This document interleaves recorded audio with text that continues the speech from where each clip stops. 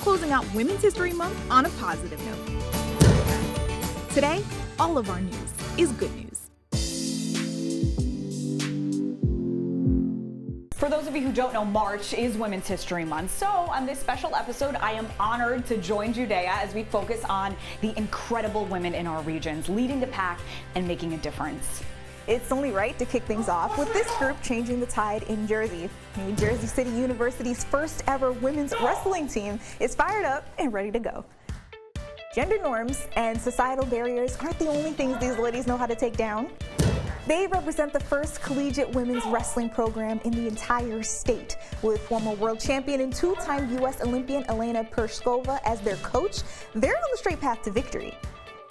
When I started wrestling, I was 8 years old, and I was the only girl in the room or one of two in the room. And then as I got older, there were more and more girls in the room, and it's just amazing to see it grow from nobody to so many girls now. It's amazing.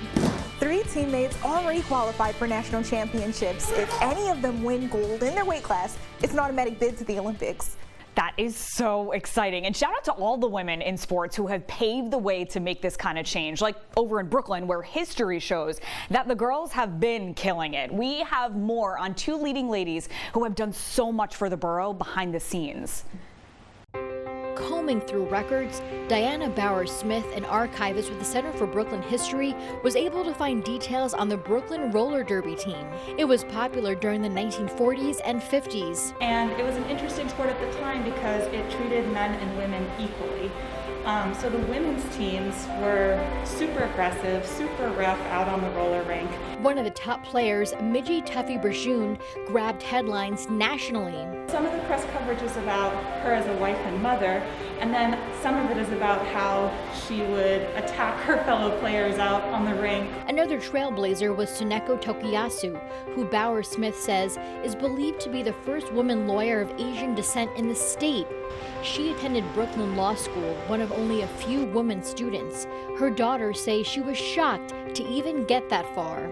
She said I was competing with the GIs, the GI Bill and all the GIs coming back, and they were all men, and I was a Japanese woman. Tokuyasu already faced many obstacles before coming to New York City. She grew up in California, and her family had to move after the bombing of Pearl Harbor, settling in Colorado. Her father actually encouraged her to become an attorney, and her children believe her experiences led her to the career. Always thought that if you were, if you were white, male, and able, you had it made.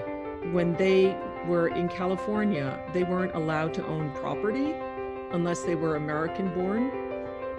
And so when my mother was born, my grandfather and grandmother were able to buy property, but it had to be in my mother's name. The Center for Brooklyn History happy to continue sharing the legacy of these Brooklyn ladies. If you're ever in New Haven, drinks are on her. Yeah, and apparently maybe some salsa dancing too. We are meeting the first African-American woman to own a brewery in the state of Connecticut. We are the first African-American and first African-American woman-owned beer brand in the state of Connecticut. Alicia Bowens-Mercado says Rhythm Brewing is a foot in the door for Black ownership in a booming business. When you're dealing with a $114 billion industry annually, and people of color are getting less than 0.0005% of that, we can't just consume as people, we have to start owning. When she's not teaching private salsa lessons, Bowens-Mercado is crafting unfiltered lagers with the folks over at Black Hog Brewing. I will tell you, my Connecticut brew family has been amazing. They welcome diversity. Rhythm Brewing is going dark for the first time with a vanilla porter called BGM. Typically known as Black Girl Magic, diving into the brewing process has been incredible. She says she's not just sealing cans, she's opening doors. Hopefully people that look like me can say, I can be a brewer, I can own a beer brand, and like I said, just shatter those glass ceilings.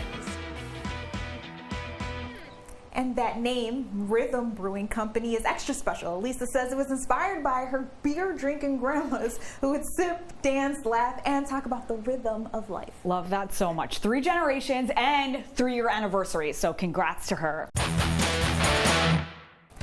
And that brings us into today's Did You Know? Full of new knowledge you'll be happier for knowing. Yes, and did you know the late Ruth Bader-Ginsburg, better known as RBG, was the second woman in the United States to serve as a Supreme Court justice? Sandra Day O'Connor, born just 3 years before her, was the first. Yet, RBG holds such a significant place in our tri-state hearts because she was actually born in Brooklyn, New York. In fact, just days before what would have been her birthday, a 7-foot-tall statue was erected in the borough in her honor. That same week, the Brooklyn Municipal Building was officially renamed after her, and Brooklyn Borough President Eric Adams declared March 15th, her birthday, a local holiday. Her legacy lives on. So when we think about women continuing to break barriers and glass ceilings, we gotta think about the next generation, right? Well, I got to speak with the CEO of the nation's oldest youth mentoring organization, who's a Bronx native, and she tells us how mentoring is essential to young girls, their future, and our city's future. Growing up in Fordham, Alicia Guevara says she had strong women mentors from the start. My mom and my grandmother, who instilled in me a sense of belief in myself. And more than that, I had the streets of the Bronx raising me, believing in me. And now, as the CEO of Big Brothers Big Sisters of New York City, which serves more than 2,500 young people every year across the 5 boroughs, she in turn pours that belief and passion right back into the youth. It took 115 years for Big Brothers Big Sisters to appoint a woman to lead the organization. I'm that woman. And through being in this position, she says it's important to amplify it for future women leaders. So I think about what mentoring means today for young people, and especially young women, who in lots of spaces are seeing representations of themselves and are paired with caring, compassionate women who take a stand for mentorship in their lives. And what I believe to be true is that if you can see it, then you can become it. And so as a woman, what I learned very early on was that it was critical for me to authentically own my leadership.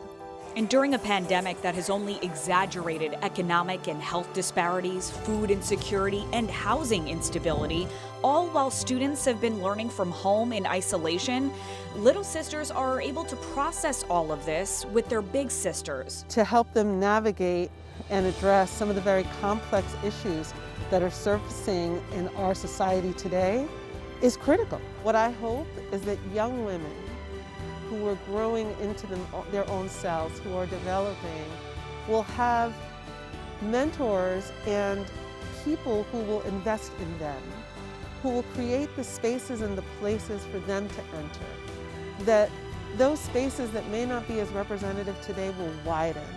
That our young women's voices will be amplified because they've got a lot to offer, and not into the future, but right now, their voices need to be amplified. We need to take them into account.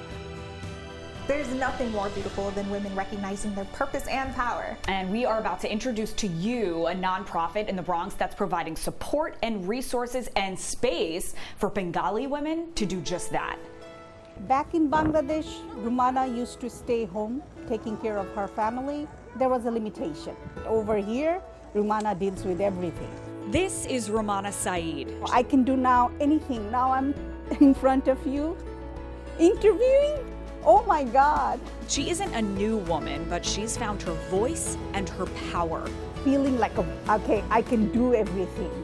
Feel that word come true. In 2017, she came to the Bronx with her husband and child, specifically to the Norwood neighborhood, where there is a tight-knit and growing Bangladeshi community. I didn't look back. She came here for a better future. What she found? I mean, it's like a dream come true for me. A community of women who empower each other.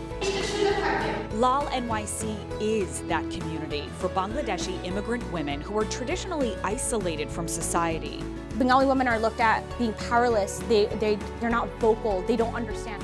That's not true. Sanjana Khan is the co-founder and executive director of LAAL, which for 2 years now has provided a safe space for more than 150 women to speak English, exercise, and talk about gender issues, what they want to do, issues they care about, breaking the norms that for so long have kept Bengali women at home and not speaking out. When people say our women don't work, our women are working 12 to 14 hours a day. That's a type of work that I grew up with knowing. Because of them, our community is flourishing. All of these businesses that are owned by the men in the community, how is that possible? Because a woman is at home taking care of every domestic labor that they are not participating in. So it's changing that narrative. Women need to come out, not like hiding themselves in the dungeon like the way they used to. When COVID-19 hit and hit Norwood hard, the support didn't stop. LAAL distributed $54,000 in direct cash aid, provided 1,500 people with a month's worth of food, and hosted 2 food pantries here at Dhaka Discount Grocery. LAAL even organized a census team doing outreach to make sure this community was counted. And now LAAL is launching an initiative on mental health, something that is stigmatized and not acknowledged in Bengali culture, but has been emphasized during the pandemic. We hope to connect women to resources and each other, and in the long run, we hope to use this data and drive policy initiatives.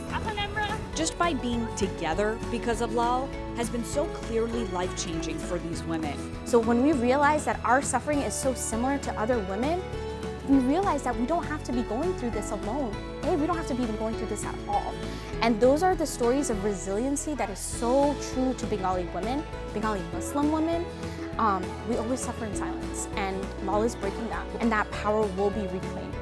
And amazing, Judea. Soon they're going to have one space to do all of their programming and classes. So this is the second floor, actually, of Dhaka Discount Grocery. So LAAL will have this entire floor for their exercise classes, the sewing classes, office space, and ESL classes. Really everything to finally have a community space for women only, because right now there isn't one up in Norwood. We need more of that, learning the tools to succeed and then reaching back to pass them on to the next generation. What it's all about.